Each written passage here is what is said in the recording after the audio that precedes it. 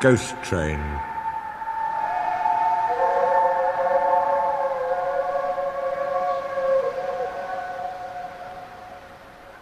And every year on the date of the accident, it runs again, plunging into the gap, shrieking like a lost soul. Percy, what are you talking about? The ghost train. Driver saw it last night. Where? Asked Thomas and Toby together. He didn't say, but it must have been on our line.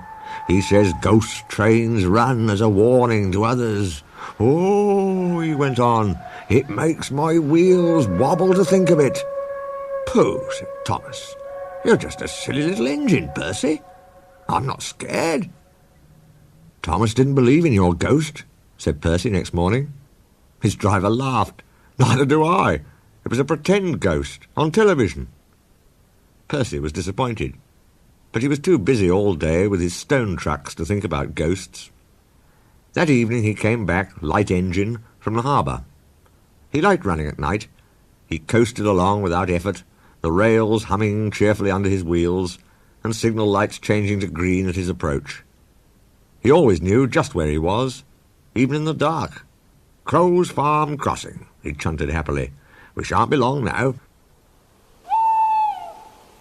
Sam had forgotten that Mr. Crow wanted a load of lime taken to 40-acre field.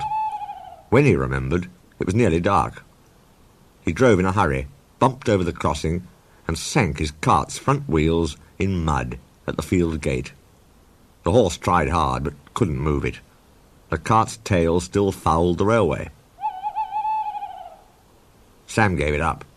He unharnessed the horse and rode back to the farm for help. There's still time, he told himself. The next train isn't due for an hour. But he'd reckoned without Percy. Percy broke the cart to smithereens, and lime flew everywhere. They found no one at the crossing, so went on to the nearest signal box. Hello, said the signalman. What have you done to Percy? He's white all over. Percy's driver explained. I'll see to it, said the signalman. But you'd better clean Percy, or people will think he's a ghost. Percy chuckled. Let's pretend I'm a ghost and scare Thomas. That'll teach him to say I'm a silly little engine. On their way they met Toby, who promised to help. Thomas was being oiled up for his evening train when Toby hurried in saying, Percy's had an accident. Poor engine, said Thomas. Botheration. That means I'll be late. They've cleared the line for you, Toby went on. But there's something worse. Out with it, Toby, Thomas interrupted. I can't wait all evening.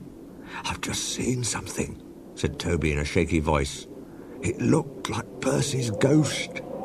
It said it was coming here to warn us. Pooh, who cares? Don't be frightened, Toby. I'll take care of you. Percy approached the shed quietly and glided through it. Peep, peep, peep, peep, peep, peep, he shrieked. As had been arranged, Toby's driver and fireman quickly shut the doors.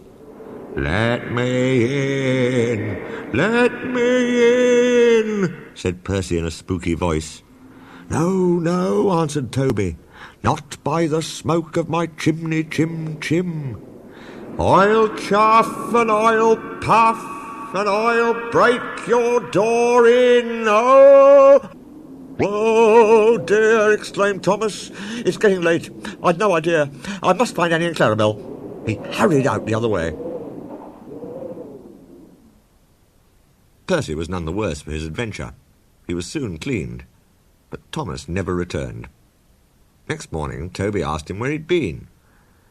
Oh, well, said Thomas, I knew you'd be sad about Percy, and I didn't like to, intrude. I slept in a good shed, and, he went on hurriedly. Sorry, I can't stop. Got to see a coach about a train. And he shot off like a jackrabbit.